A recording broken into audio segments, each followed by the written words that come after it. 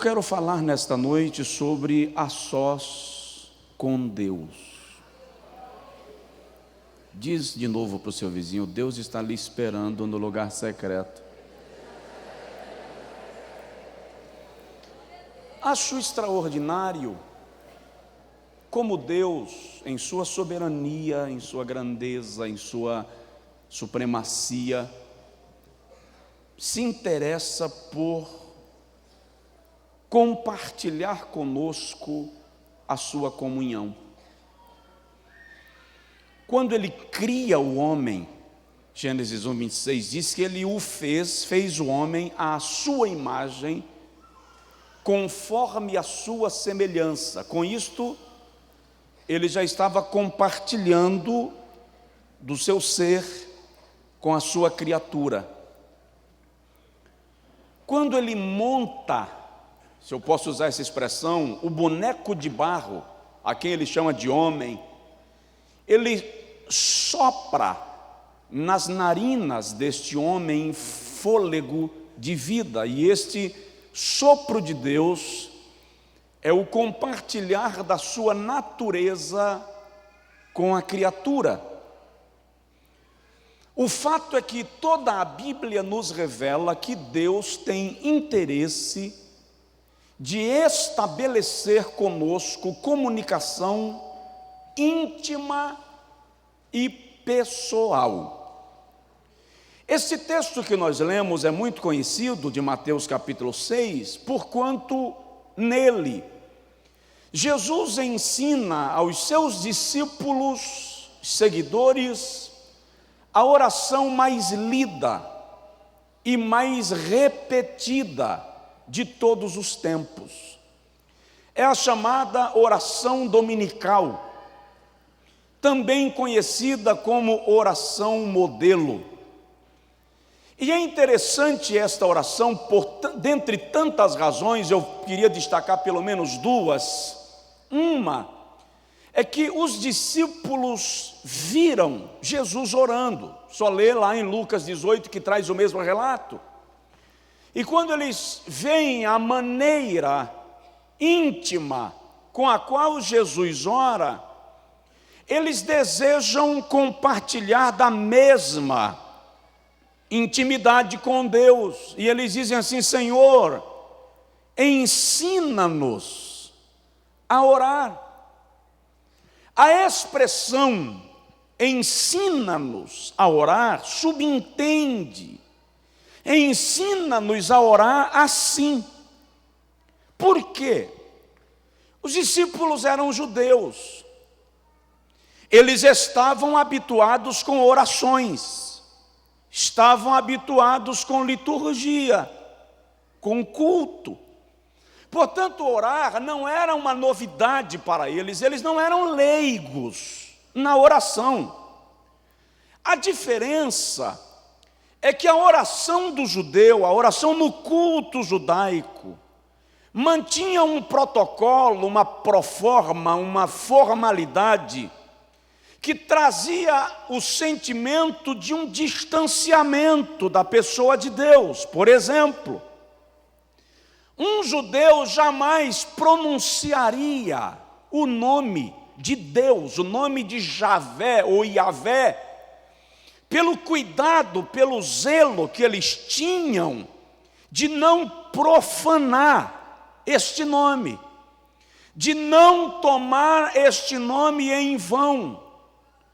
Historiadores dizem que quando o escriba ia escrever, ou estava escrevendo o seu texto, e chegava a hora de escrever o nome de Yavé, ele levantava para lavar as mãos, trocava a pena, caneta, havia uma tinta específica para o nome do Deus de Israel. E sempre que um judeu quisesse pronunciar o nome de Deus, a expressão vinha na terceira pessoa da conjugação verbal. Trazia na expressão, na colocação, a ideia de um Deus inacessível, inatingível, intocável, Aí os discípulos veem Jesus orando e chamando Deus de Abba, meu pai, papai, paizinho. E ele diz assim: nós queremos orar com essa aproximação, nós queremos essa intimidade também. Aí Jesus diz: vós orareis assim: Pai nosso que estais nos céus. Pode observar que nesta oração Jesus traz Deus para a segunda pessoa da conjugação verbal e não na terceira, como os rabinos ensinavam. Com isso, Jesus está dizendo assim: Deus está ao vosso alcance. Diz aí para o seu vizinho: Deus está ao teu alcance. Mas o detalhe, isso é extraordinário, são coisas assim especiais. Porque Jesus diz assim: tu, quando orares, entra no teu quarto, fecha a tua porta e ora ao teu Pai em secreto. E Ele que te vê em secreto, te recompensará publicamente. Haviam duas razões para Jesus destacar o secreto. Uma, os fariseus oravam nas praças, nas esquinas, nas ruas das cidades, para demonstrar uma espiritualidade maior, para demonstrarem comunhão maior do que os demais. E Jesus começa dizendo lá em Lucas, inclusive me parece que é em Lucas, que ele diz: não deveis orar como os fariseus, ora em secreto. Ou seja, ninguém precisa saber dos teus momentos de intimidade com Deus, é você e Ele, não é dar conta de ninguém. Receba. Segundo, Jesus está dizendo que todo crente precisa de uma relação pessoal com Deus. Donald Stamps, pastor norte-americano, que é o comentarista da Bíblia de Estudo Pentecostal, quando ele comenta esse versículo, ele menciona que todo filho de Deus precisa ter um lugar secreto de oração. Caso contrário, a oração não terá a duração desejada, ou será uma prática casual. Nós gostamos de orar coletivamente. Se vamos para o monte, chamamos uma multidão. Se vamos passar um dia de oração, chamamos uma multidão. Se temos um horário de oração, queremos alguém orando conosco. E eu quero lhe destacar nesta noite, lhe chamar a atenção para o fato de que há momentos, ou deve haver um momento na nossa vida, que Deus não quer ninguém com a gente, só Ele. Dá uma olhadinha no seu vizinho e diz para ele assim: a solidão não é de todo ruim. A solidão não é de todo ruim. Porque a solidão é uma oportunidade que temos de nos achegarmos a Deus, para conversarmos com Ele à vontade, sem ninguém medir as nossas orações, para você ter o direito de abrir o berreiro se quiser, de gritar se desejar, se jogar no chão se sentir desejo, e ninguém vai medir a sua postura, porque é você e Deus. O salmista nos informa que nós devemos ter momentos de oração ao entardecer, na madrugada, no ser do dia. Salmo de número 4, versículo 8, ele diz assim: em paz me deitarei e dormirei, porque só Tu, Senhor, me fazes descansar em segurança. A oração do entardecer. O meu pai tinha o hábito na minha infância, um hábito que ele herdou do meu avô. Todo final de dia, Meu pai pegava o violão para cantar um hino do cantor cristão que diz: finda-se este dia que o meu pai me deu, sombras vespertinas cobrem já o céu. Era o momento dele se relacionar em secreto com Deus. Aí no Salmo de número 3, versículo 5, amanhece o dia, e o salmista diz assim: eu deitei e dormi, acordei, porque o Senhor me sustentou.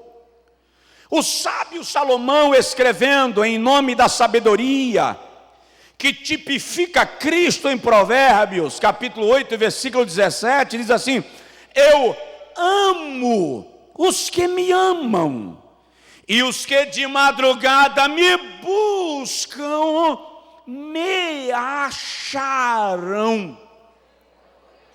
Entra no teu quarto, fecha a tua porta e ora ao teu Pai em secreto.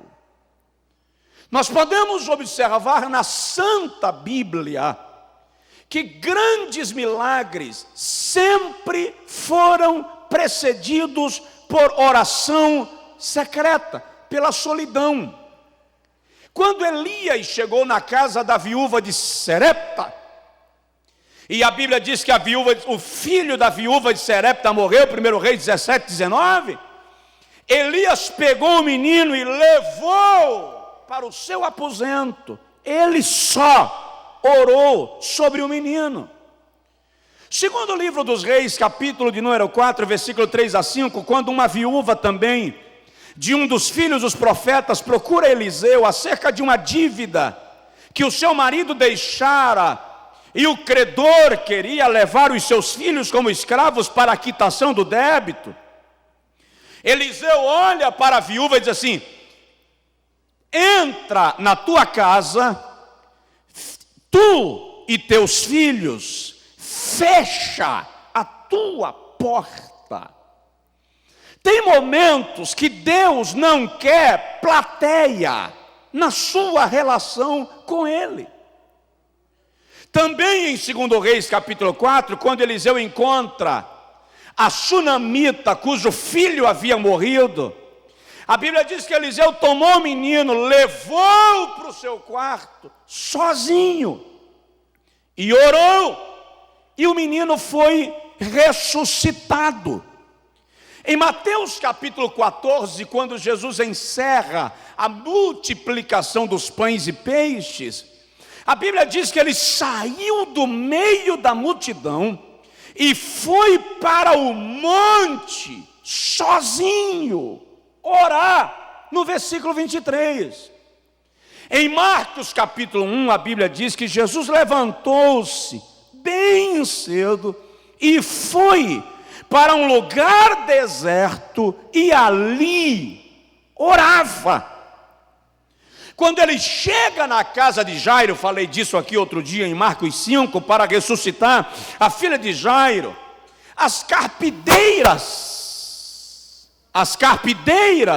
estavam na casa de Jairo, e a primeira coisa que Jesus faz é mandar que as carpideiras saíssem, e ele ficou com os pais da menina, com Pedro, Tiago e João.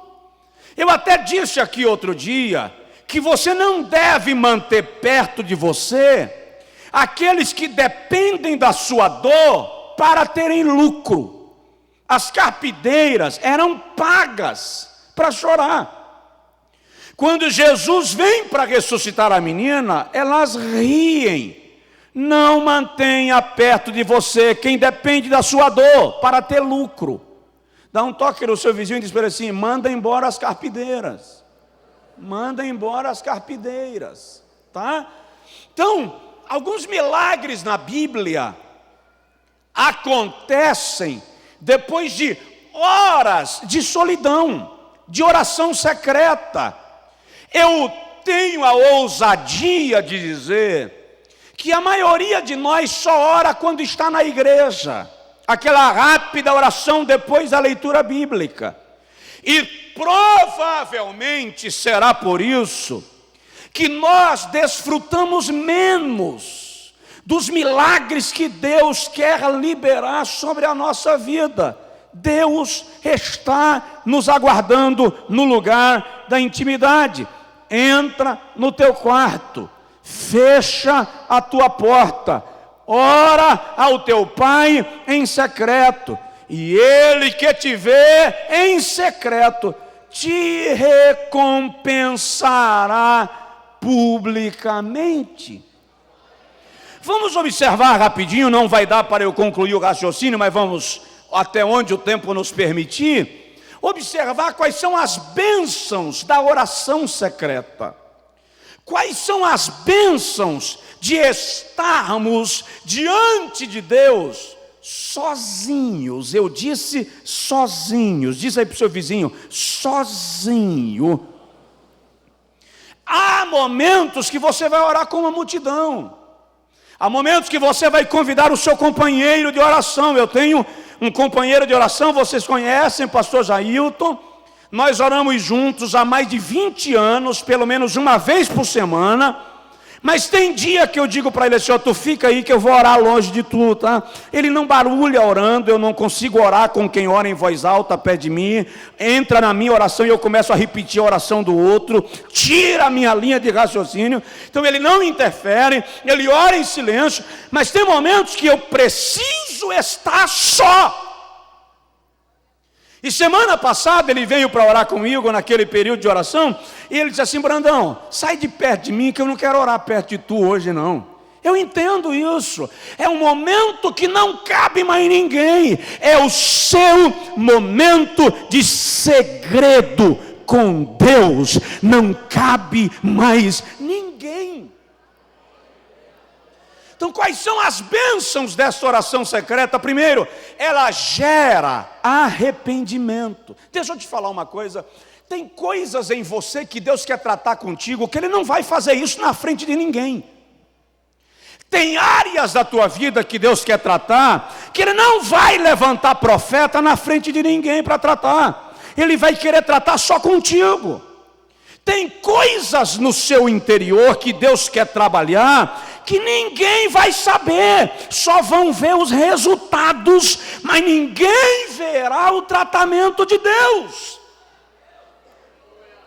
Isaías capítulo de número 6, versículo de número 6 a seguir, versículo de número 1 a seguir, Isaías diz assim, no ano em que morreu o rei Uzias, eu vi o Senhor sentado num alto e sublime trono, e a orla do seu manto cobria os umbrais da casa, e a casa se encheu de fumaça. E ele diz assim, eu vi serafins, que com 2 asas cobriam os rostos, com 2 asas cobriam os pés, e com 2 asas voavam, e diziam, Santo, Santo, Santo é o Senhor dos exércitos.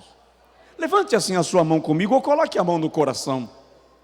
E vamos juntos cantar com os serafins, vamos lá? Santo, Santo, Santo é o Senhor dos exércitos. Toda a terra está cheia de sua glória. Aleluia. Oh, glória a Deus. Isaías diz assim, quando eu vi, caí aos seus pés e disse, ai de mim, que vou perecendo, porque eu sou um homem de lábios impuros, e habito no meio de um povo de impuros lábios, e os meus olhos viram o Rei, o Senhor dos exércitos.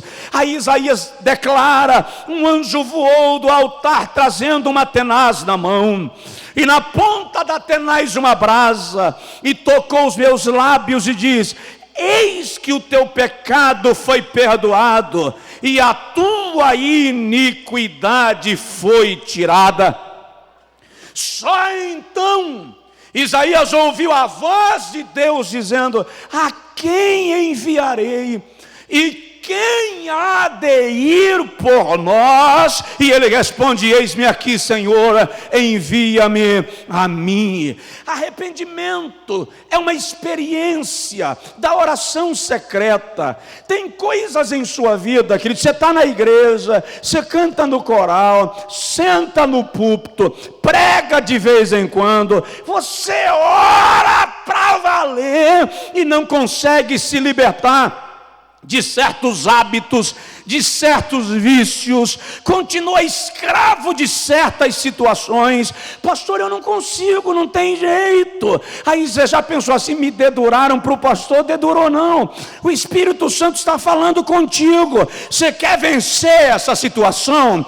Entra no teu quarto, fecha a tua porta e ora ao teu pai em secreto, e ele que te vê em secreto te recompensará publicamente. Aleluia! Você não vai ficar preso de uma situação, agrilhoado por algo do seu passado. Entra na comunhão com Deus, arrepende-te. Agora presta atenção, por que tem que ser em lugar secreto? Porque o arrependimento genuíno, irmão, não tem compostura não. Arrependimento genuíno não mantém pose. Arrependimento genuíno desce do pedestal. Quando você se arrepende, você grita, você geme, você chora, você se joga por completo. E quando você está só com Deus, você tem mais facilidade para viver essa experiência. Então, seja livre, seja completamente livre, seja completamente mudado. Deus está te aguardando no lugar da comunhão. Aleluia! Segundo lugar, a segunda bênção da oração secreta é transformação. Deus quer nos transformar, fato. Transformação é um processo gradual, fato. Mas tem coisas que Deus vai querer te confrontar. Tem situações que Deus vai te levar a uma batalha frontal. E você precisa estar a sós com Ele. Gênesis 32. A partir do versículo de número 24. Jacó estava voltando da terra do seu tio Labão, com sua família, suas duas mulheres, seus filhos, seus rebanhos.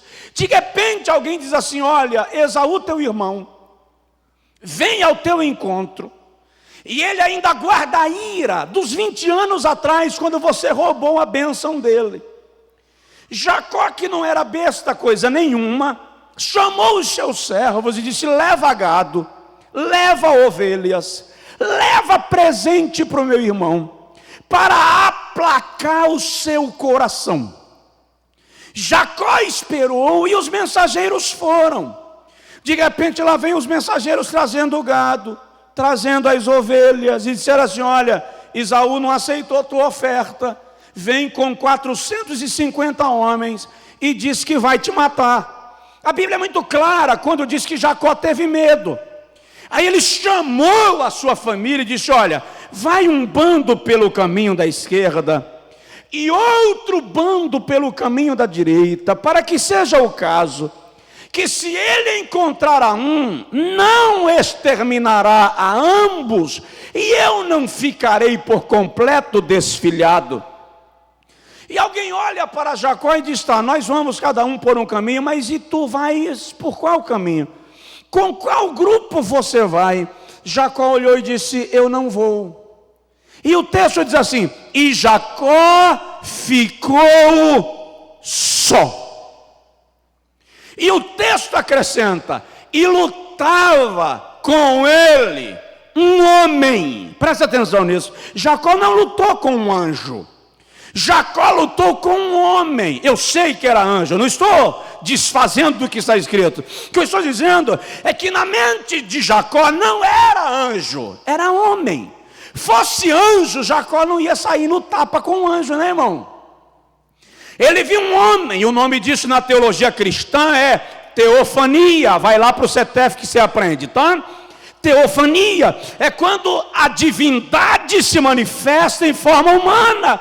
Aí Jacó parte para o tapa, e o anjo sai esquivando de Jacó, se livrando de Jacó. Quando o anjo percebeu que não tinha jeito, a Bíblia diz que ele tocou na juntura da coxa de Jacó e deslocou o nervo. Aí Jacó atracou na cintura do anjo e diz: não te deixarei se não me abençoares. E o anjo diz: me deixa, Jacó, que o dia já está amanhecendo. Não te deixo, só quando me abençoares. Jacó, a alva já está rompendo, não te deixo. Aí o anjo pergunta a Jacó assim: qual é o teu nome? Se você voltar 20 anos no Gênesis, vai perceber que no dia que Jacó roubou a bênção de Esaú, tomou a bênção de Esaú, lesando a consciência do velho Isaque, que estava cego, Jacó se veste de pele de cordeiro, para ficar peludo como Esaú. O pai pergunta assim: ô filho, qual é o teu nome? Aí Jacózinho diz assim: meu nome é Esaú, papai. E o pai pega, sente os pelos e diz: o pelo é de Esaú, mas a voz é de Jacó. E o abençoou. 20 anos depois, quando Deus encontra Jacó sozinho, a primeira pergunta que Deus faz é a mesma pergunta que Isaac fez: qual é o teu nome? O que eu quero te dizer é que quando você vai para a oração secreta, Deus começa a tratar algumas coisas do seu passado, algumas pendências que ficaram. Jeová vai tratar, Jeová vai mudar, mas presta atenção nisso, olha para cá. Ele não vai tratar o seu passado na frente de ninguém. Ele vai tratar o teu passado no lugar secreto. Deus quer se encontrar com você. Larga a mão de achar que Deus vai te expor. Deus não expõe. Ele está esperando você ir no lugar do silêncio, no lugar da intimidade, e lá Ele vai mexer no teu subconsciente, Ele vai trazer à tona as coisas enterradas, e Ele vai curar a tua vida e mudar a tua história para a glória do seu nome. Quem pode dar glória a Deus? Aleluia! O lugar secreto é um lugar dadivoso, é um lugar onde você para ouvir Deus, é um lugar onde você para conversar com Ele. Árvores viram altar, a beira da praia se transforma em templo de adoração, a roça, o matagal se transforma em lugar de comunhão. Dá licença a esposa, dá licença o marido, dá licença os filhos e os pais, mas no lugar secreto só cabe um. A comunhão é pessoal, a comunhão é individual. Deus vai tratar com cada um por sua vez, e Ele está te aguardando, Ele está te esperando. Eu sei que Deus está falando com o coração da sua igreja. Há mudanças que vão acontecer na nossa vida, e Deus está esperando apenas o lugar da comunhão. Terceiro lugar, estou caminhando para concluir. O lugar secreto é o lugar da resignação. É incrível.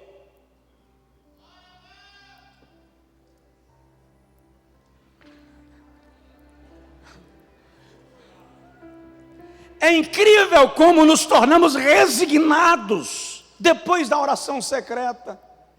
É interessante como nós achamos, preste atenção nisso, nós achamos que temos o direito de questionar as decisões de Deus. Alguém nos disse que nós temos autoridade para indagar a Deus acerca do que Ele faz. Isso é falta de intimidade, irmão. Quem tem intimidade com Deus não questiona a vontade divina. Segundo Samuel, capítulo de número 12, depois que Davi comete o pecado de adultério com Batseba, e a Bíblia diz que Batseba ficou grávida, versículo 16, ela deu à luz a uma criança, E quando o profeta vem falar com Davi, o Senhor diz através do profeta: o menino vai morrer. O resultado do teu pecado vai morrer. E a criança adoeceu, diz a Bíblia. E durante o período que a criança estava doente, Davi não comeu, diz o texto de 2 Samuel 12:16. Não bebeu, versículos a seguir. Não houve música no palácio. Davi fez jejum absoluto durante a doença da criança. De repente o menino morreu.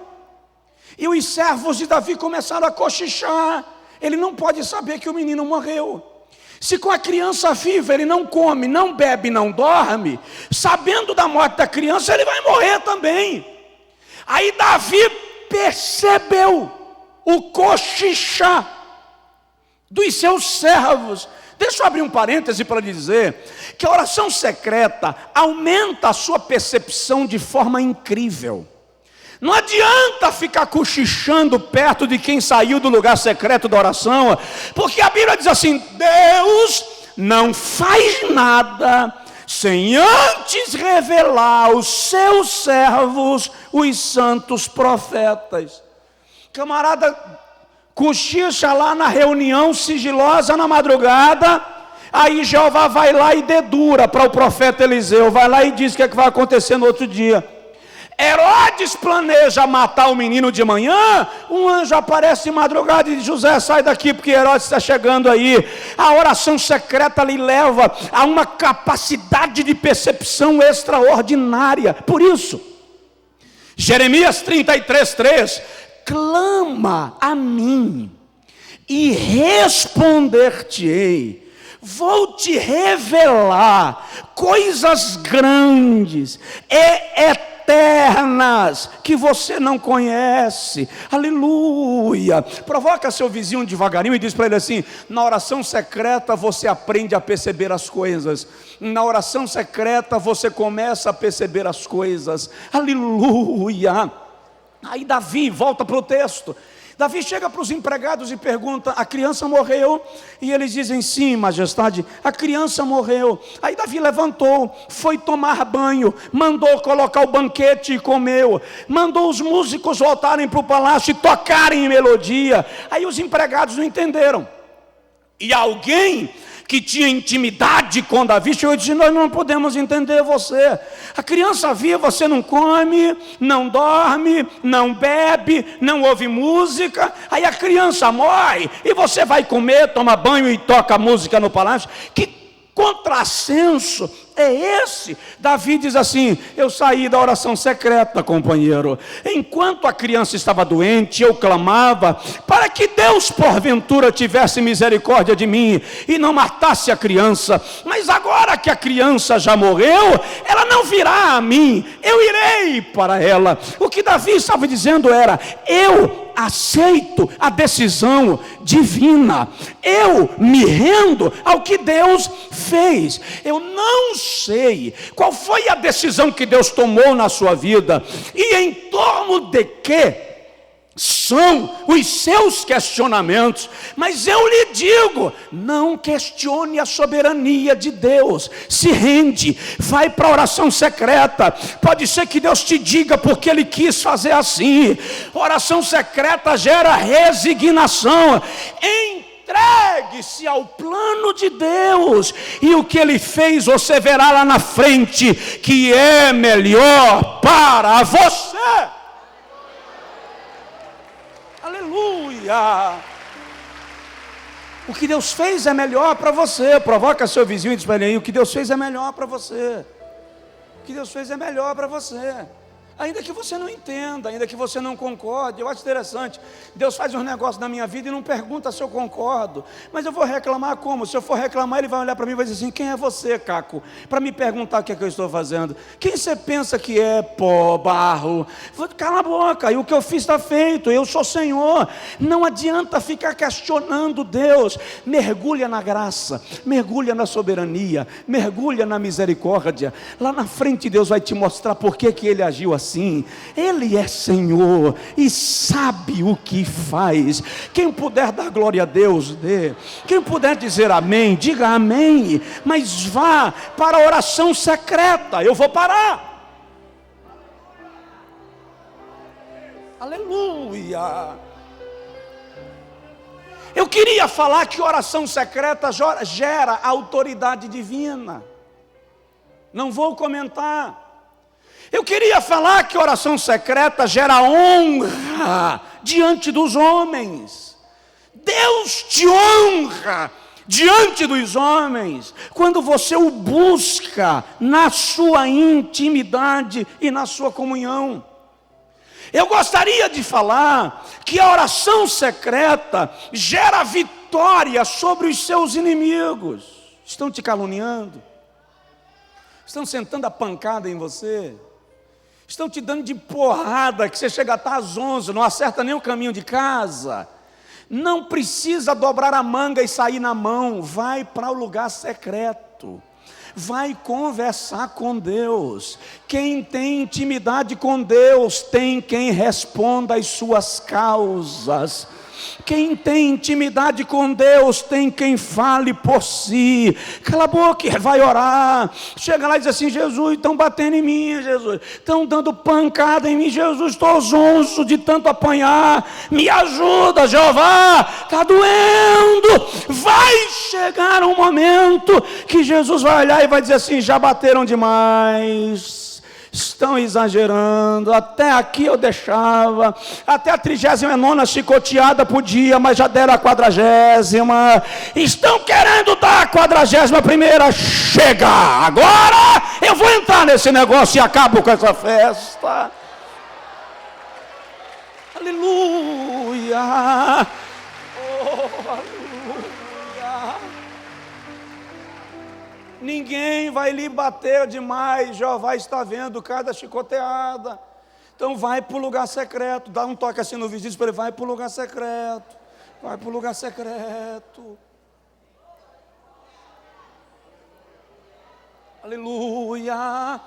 Eu queria falar, e falando, que a oração secreta provoca o inferno. É incrível isso. Se separe para orar, entre numa campanha de jejum e Satanás vai se mexer. É incrível isso. Alguém até me disse esses dias: eu tenho medo quando o senhor coloca a igreja em jejum. Por quê? Todas as vezes que o senhor coloca a igreja em jejum, depois vem rebombada, vem porrada, vem pancada. Não posso parar de jejuar só porque o cão reage. A Bíblia diz que Jesus, tendo jejuado 40 dias e 40 noites, teve fome, e foi aí que apareceu a ele o tentador. O diabo tem que reagir, é papel de cachorro mesmo. Ele tem que se mexer quando a carruagem passa. Mas entende uma coisa: enquanto Daniel orava e jejuava, 2 principados se levantaram: o príncipe do rei da Pérsia e o príncipe do rei da Grécia. Mas segura essa: enquanto o príncipe do rei da Pérsia se levantou, Jeová ficou em pé no trono e chamou um dos principais e disse: Miguel, desce e peleja pelo meu povo.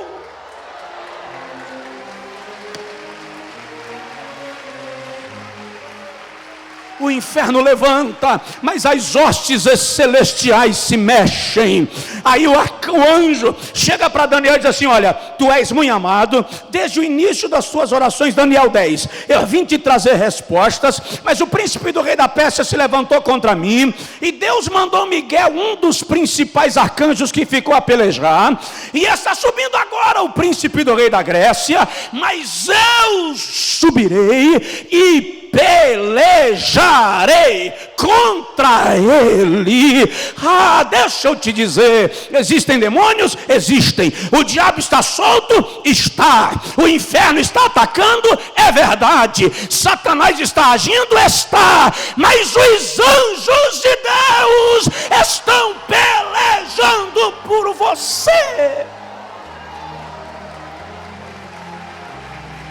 Tem anjos pelejando. Sacode seu vizinho e diz para ele: tem anjos pelejando. Tem anjos pelejando. As hostes celestiais estão a pelejar. Lá vai Josué para uma guerra. Josué De repente Josué no meio do caminho para, e tem um varão, e Josué saca da espada e diz: és dos meus ou és inimigo? E o anjo diz: embainha tua espada, porque eu sou príncipe do exército de Deus. Oh, igreja, tem anjo pelejando, você não vê, mas quando você deita, tem anjo ao lado da cama para te guardar. Quando você levanta, anjos vão te acompanhando na rua. Alguém te aborda e o anjo está perto. Deixa eu te dizer, o anjo do Senhor acampa-se ao redor daqueles que o temem e os livra. Aleluia. Olha o que diz o escritor da Epístola aos Hebreus, eu acho que é versículo 7 do capítulo 1. Quem dos seus anjos faz ministros e dos seus mensageiros labaredas de fogo. Os anjos estão pelejando por nós sob ordem divina. Aleluia. E deixa eu te dizer, aqui não se adora anjos, se adora Jesus de Nazaré. Mas aqui tem anjos, queridos, para toda parte tem anjos. Eu queria que Deus abrisse seus olhos espirituais. Eu queria que Deus lhe desse a percepção do mundo espiritual, para você perceber que sobre esse espaço vazio, anjos estão sobrevoando. Lá fora tem demônios enraivecidos, querendo te provocar, mas os anjos do Senhor estão com espada flamejante, e você está guardado, guardada pela mão de Deus.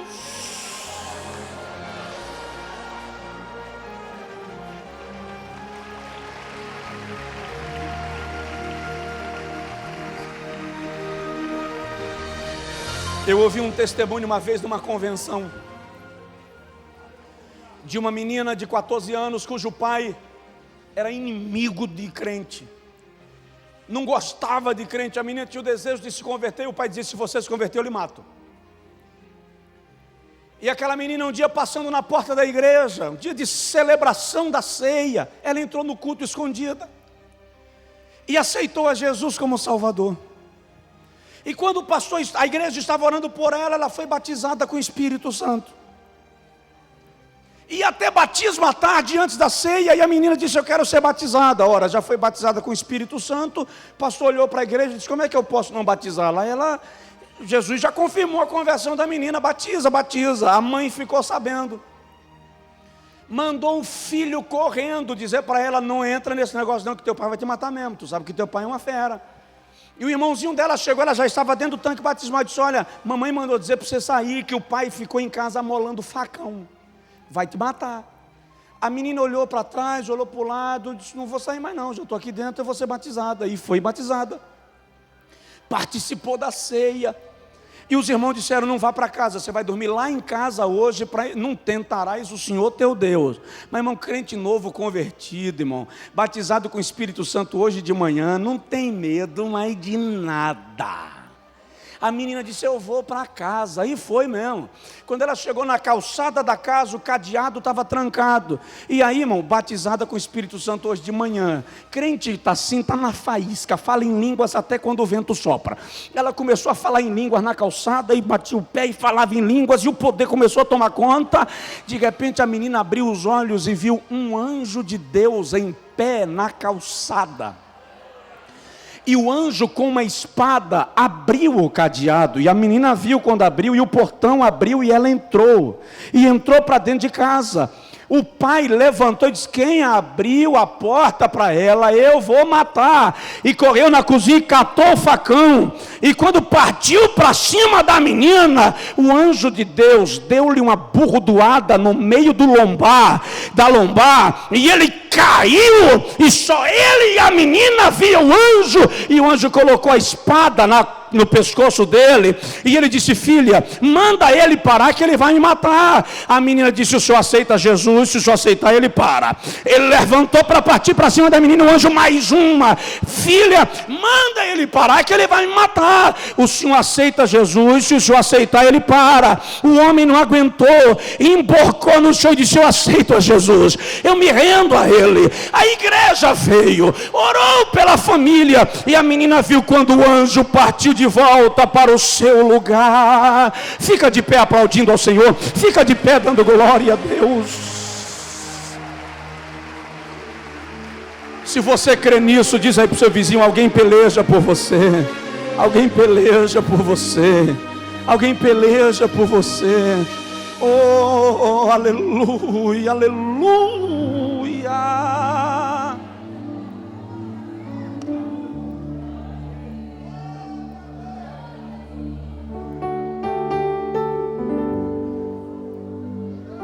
Só uma coisita, mas a oração secreta gera intimidade. Oração secreta gera intimidade. Oração secreta gera intimidade. Na oração secreta você entra na intimidade de Deus. Na oração secreta você ouve Deus falar contigo pessoalmente.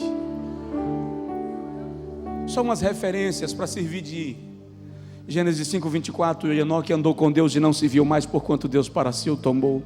Gênesis 6:6, e Noé andou com Deus. Êxodo 18:11, falava ao Senhor com Moisés face a face, como qualquer homem fala com o seu amigo.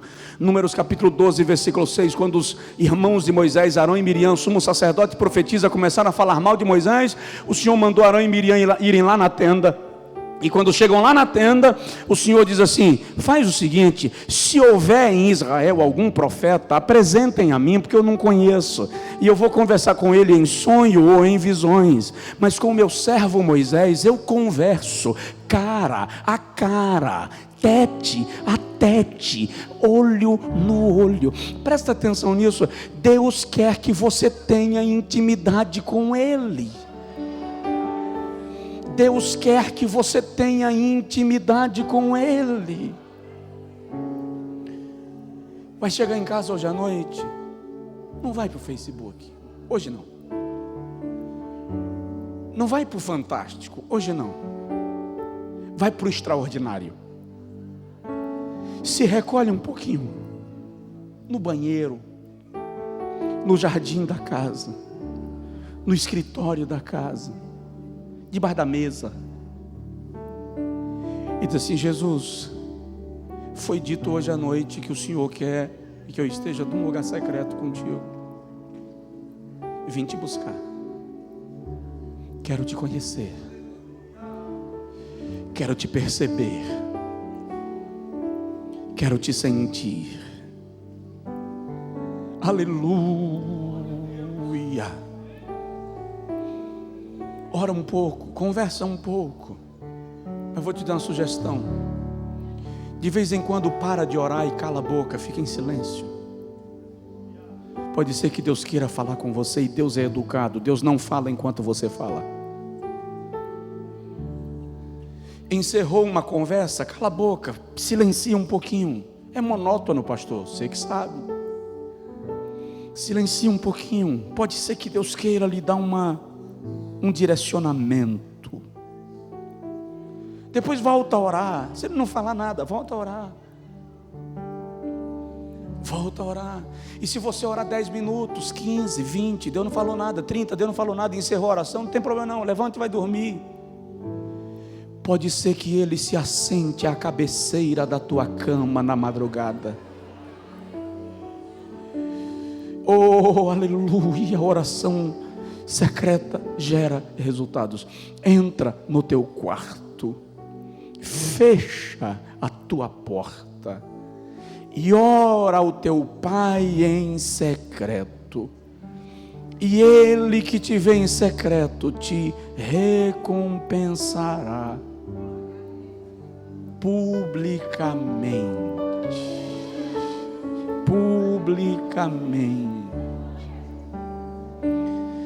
Deixa eu dizer uma coisa para algumas pessoas. Tem assunto seu que você tem que calar a boca. Para de falar com os outros. Tem problema que você está passando, para de falar. Ora em secreto. Cala a boca, encerra. Quem já está sabendo do problema vai perguntar assim: já resolveu? Ainda não. E aí? Estou orando.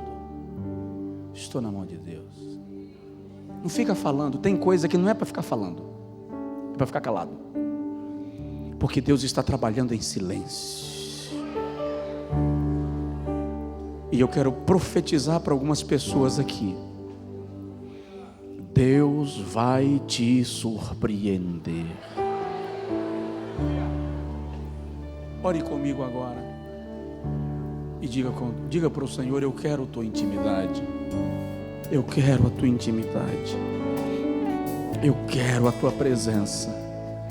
Se você quiser orar sentado, se você quiser orar de joelhos, se você quiser deitar, mas diz para Deus: eu quero a tua intimidade agora. Oh, aleluia.